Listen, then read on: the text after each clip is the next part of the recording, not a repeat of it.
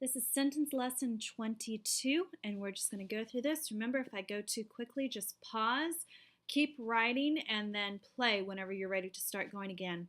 So we're starting at the beginning. This is while, when, and where clause openers. You'll turn to worksheet 1.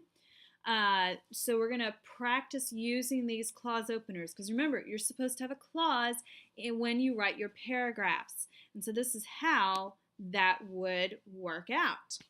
So we'll have the sentence of the parrot talked, and then we have a clause that we're connecting to it. So we're going to say the parrot talked while he was eating. The parrot talked when he thought no one would see him. The parrot talked where he thought everyone could hear him. I will eat while I am waiting for the bus. I will eat when you are through talking. I will eat where I can eat in peace. The boy was running a race while the rain was pouring. The boy was running a race when the lightning struck. The boy was running a race where the storm had passed. We will go to the park while the sun is shining. We will go to the park when I am through preparing lunch. We will go to the park where the creek is flowing. All right, so I'm going to my page 2. The monkey wanted more bananas while the elephants wanted peanuts. The monkey wanted more bananas when he woke from his nap. The monkey wanted more bananas where the zookeeper was. Jacob hoped he would be last while Mabel hoped to be first. Jacob hoped he would be last when he saw the weather changing. Jacob hoped he would be last where he could go home early. The sky will clear today while I am in class. The sky will clear today when we get out of class. The sky will clear today where you may, let's say you can play outside. The eagle was flying while the wind blew. The eagle was flying when the moon came out. The eagle was flying where no man dared to go. Okay, so go ahead, take those 2 pages, put them under lesson notes, and then you're going to need to get out your highlighters. This is going to be similar to the fables that we've been retelling, but it's going to be the retelling of a parable. So we're going to read through this, and you are also going to highlight certain words. So this is your worksheet 2. This is the lost sheep. So he spoke this parable to them, the complaining Pharisees and scribes, saying, Suppose one of you has 100 sheep and loses one of them. Does he not leave the 99 in the open country and go after the lost sheep until he finds it? And when he finds it, he joyfully puts it on his shoulders and goes home. Then he calls his friends and neighbors together, saying, Rejoice with me, I have found my lost sheep. I tell you that in the same way there will be more rejoicing in heaven over one sinner who repents than over 99 righteous persons who do not need to repent. Heaven rejoices more over one who knows they need God than those who believe they are righteous because of their own works. So those are the colors that you're going to highlight this paragraph. And do note, whenever you retell the story, you can see here we have some dialogue. Then he calls his friends and neighbors together and says, Rejoice with me, I have found my lost sheep. You're going to say something kind of like that, but you would say something like, he called his friends and neighbors and asked them to rejoice with him, for he had found his lost sheep. So more of you are going to report that he asked them to rejoice with him.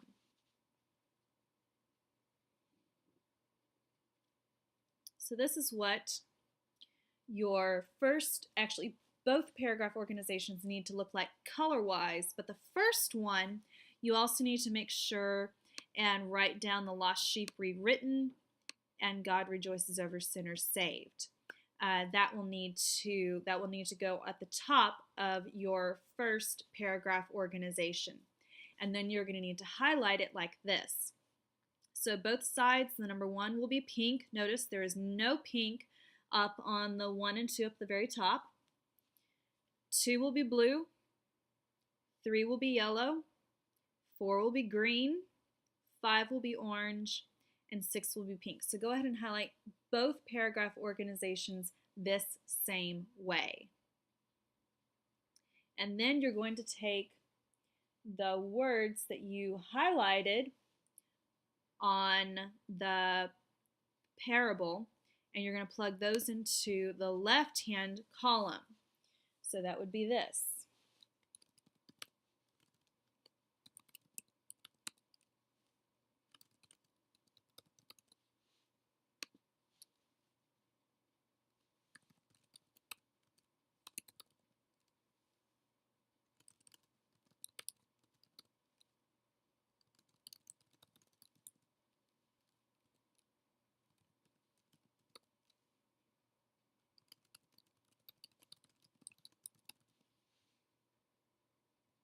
Remember to pause if I go too quickly.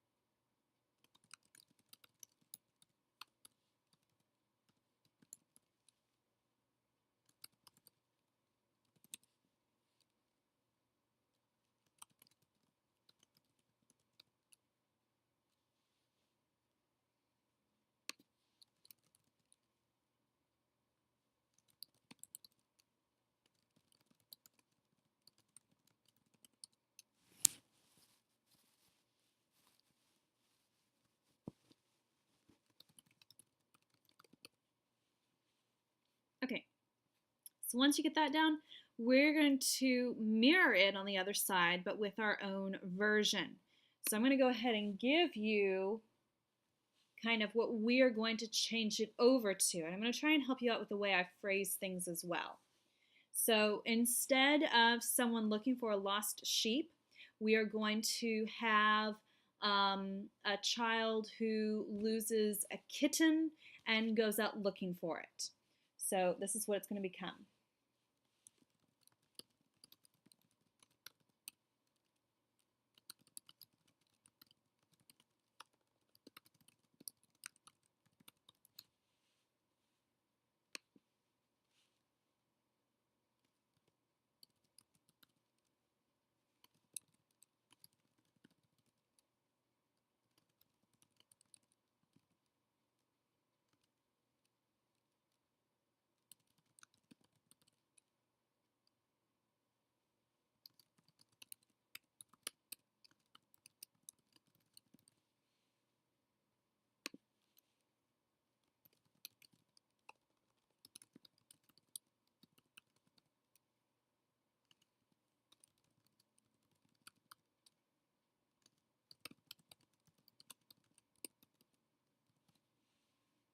Remember, this is just a brainstorm. I am not writing all of these in complete sentences.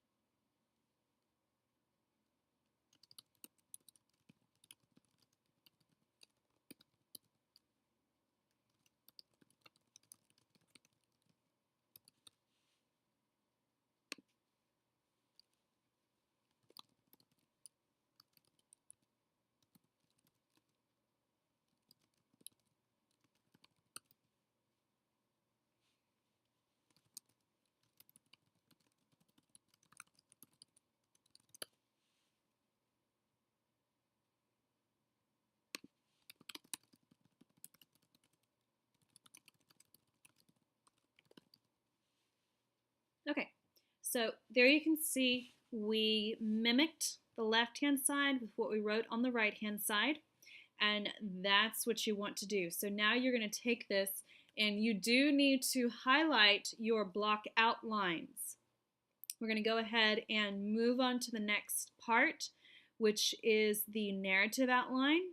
So it needs to be highlighted like this, and you also need to make sure and write in the words. So introduction needs to state your topic and your viewpoint, which I have done for you on the first paragraph organization. Then you're going to go into your situation. So every single block on your block outline must be filled in with words. I do not want to see the word situation on your block outline.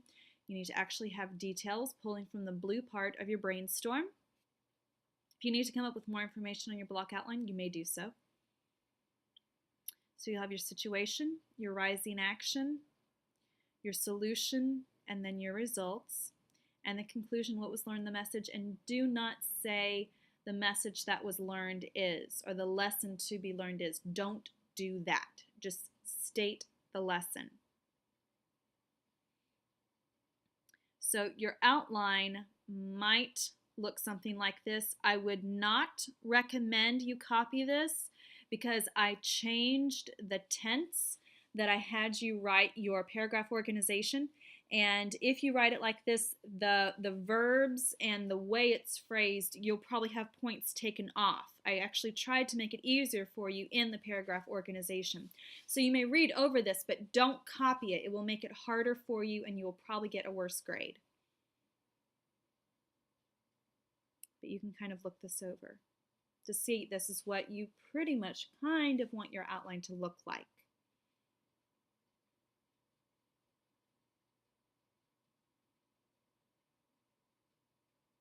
Okay, here is an example of the lost kitten written up. Do not copy this. It will not help you with your writing to copy it. You need to go through the thinking process of having the paragraph organization, the block outline, and then writing it up and forcing your brain to do that. That will help you become a better writer. Just copying this down will not. But we're going to read this over. So some think God is like irresponsible people and is not concerned for the weak. So irresponsible is an adjective describing people. And notice it comes right before the word people, so it counts as a quality adjective. A teenage girl received an adorable little kitten for her birthday. Being a normal, feisty, and curious kitten, it quietly, adverb, wandered off seeking adventure. The young girl's heart was broken because it does not take much time to fall in love with a new kitten. So, young describes the girl's heart, and, oh, actually, girl. Girls here is possessive. It tells you whose heart. It is not an adjective. Don't call possessive words adjectives. Heart was broken. This is an idiom. You know, he broke my heart, that sort of thing. Because hearts literally, you don't take them, just break them in two. Because it does not take much time to fall in love with a new kitten. Here we have a clause right here of because. So the whole thing is a clause, but the particular word, this is a because clause. Immediately she began searching for her naughty kitten. After searching long and hard, she found it, but it was high in a tree because of an obnoxious, frisky dog. Quickly, she chased away the dog and rescued her frightened kitten. Bringing her kitten home, Sue became quite cozy, comfortable, and content. We have alliteration right there. They all begin with C, and they all have the same sound. Excited about rescuing her precarious but perfectly precious kitten, she called all of her friends to let them know her sweet kitten was now safe. She discovered she was not only relieved but received joy when she successfully saved her disobedient kitten. God is similar to the young girl and is overjoyed when seeking and rescuing those who need him. Okay, so that is an example of what you're doing. Now you're going to go back to the paragraph. This is going to be the bottom one, the Pharisee and the tax collector. And you're going to highlight these words. Also, he spoke this parable to some who trusted in themselves that they were righteous and despised others. 2 men went up to the temple to pray, one a Pharisee and the other a tax collector. The Pharisee stood and prayed thus with himself. God, I thank you that I am not like other men, extortioners, unjust, adulterers, or even as this tax collector. I fast twice a week. I give tithes of all that I possess. And the tax collector, standing afar off, would not so much as raise his eyes to heaven, but beat his breast, saying, God, be merciful to me, a sinner. I tell you, this man went down to the house justified rather than the other. For everyone who exalts himself will be humbled, and he who humbles himself will be exalted. Okay, so what you're going to do is highlight these words, take them, put them on the other paragraph organization on the left-hand column, and then you're going to write a different story on the right. What you can do is you basically have 2 key characters here, a very proud man and a very humble man. You'll want to think of someone who might be kind of proud or at least possibly highly respected in society. So this could be someone like, it could be a preacher, it could be a senator or a president or someone like that, someone who we look up to. And then you're going to have someone who just as a society we tend to look down on. So this could be someone who might be, let's say like a homeless person. And you could have them walk into a church and pray, or maybe walk into an area and probably a church with a prayer like this would be, that's probably what I would do. But be cautious on the dialogue that's in here because you do have them talking to God. And whenever you put that into your paragraph, you're going to want to say something like, the senator stood and prayed and thanked God that he was not like other men. He fasted twice a week and he gave tithes of everything he owned. So that's how you would phrase it whenever you are telling what the senator or whoever is saying. Is you're reporting it of he thanked God he was not like other men. Don't say, I thank God that I am not like other men. Don't do that. So that's how you'll want to work with that. And now on to poetry. This is Tonka poetry. There's a couple of different things you need to keep in mind with it. It is a total of 5 lines long. And you're going to do a couple of things. One, every single line is a sense. It represents some kind of sense. So wet, touching, soaking my skin. That would be the sense of feel.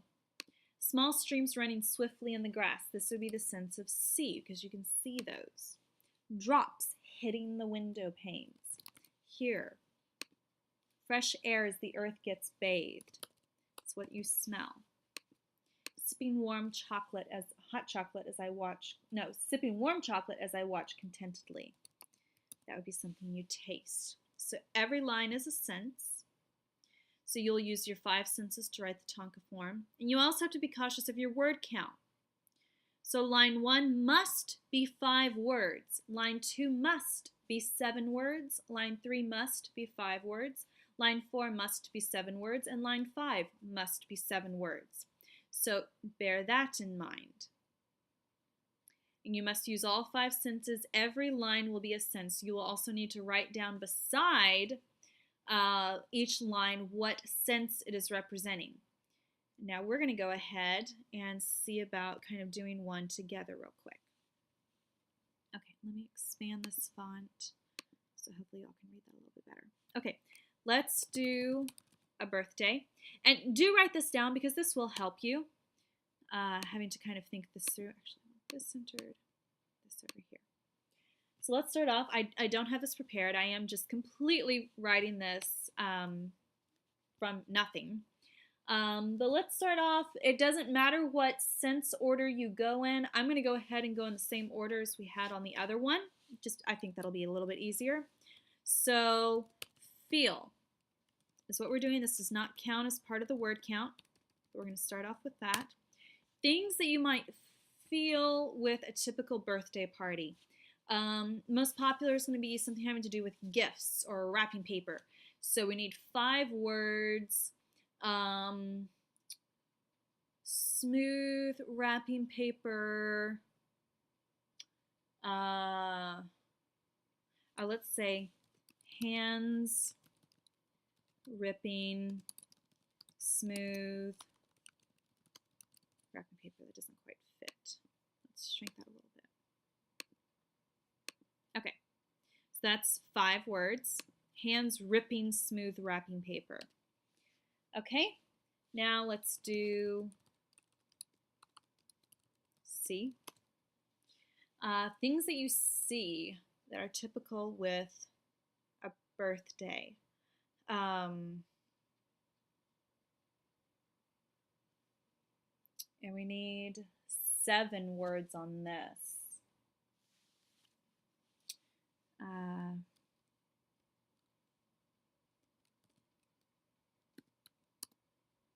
Kids, and we want to save, or let's say kids running, jumping, or let's say running,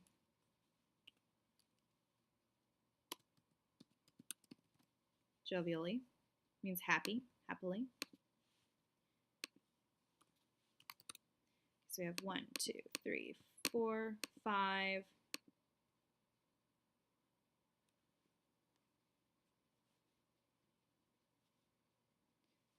Kids running jovially and jumping high.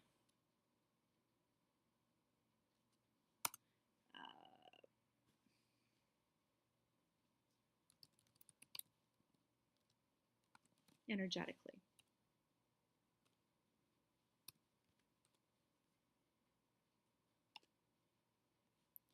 Okay. Again, I'm going to shrink that a little bit.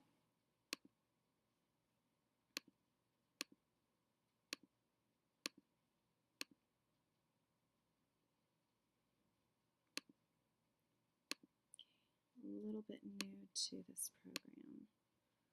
Okay, that's better. Okay, that works. That works. All right, let's do here. Whoa.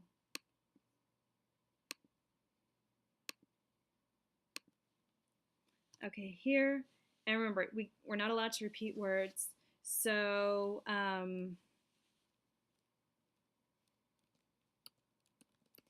people singing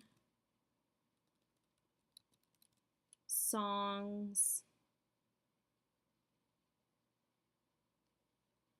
We'll do this. People singing happy birthday loudly.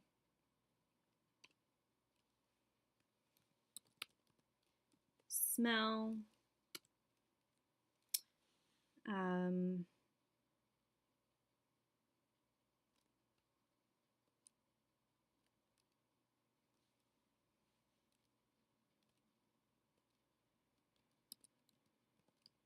Smoke, fill in the air, and this has to be 7 words. Smoke, fill in the air after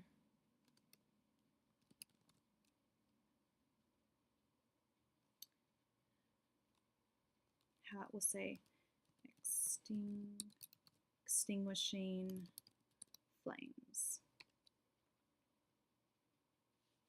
And I like fills better. Okay, and then let's do taste. And this is where you want to get into like sweet, sour, tart, that kind of thing. So, or sugary. Taste.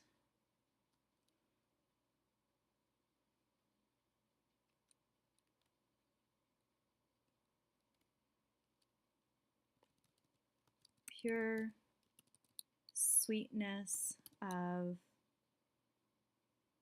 this has to be 7 words. Cake and ice cream. Should be good. So we should have 5, 7, 5, 7, 7, I believe, or wait, 1, 2, 3, 4, 5, 6, 7. Okay, yeah, good. We're good there. So this would be an example of the type of thing that you would write, but you'll need to look at your assignment because your poetry topics are seasonal or weather related. So make sure and look at that on your assignment, and let me know if you have any questions. Either email me, text me, or call me to let me know, and I will see you in a couple of weeks.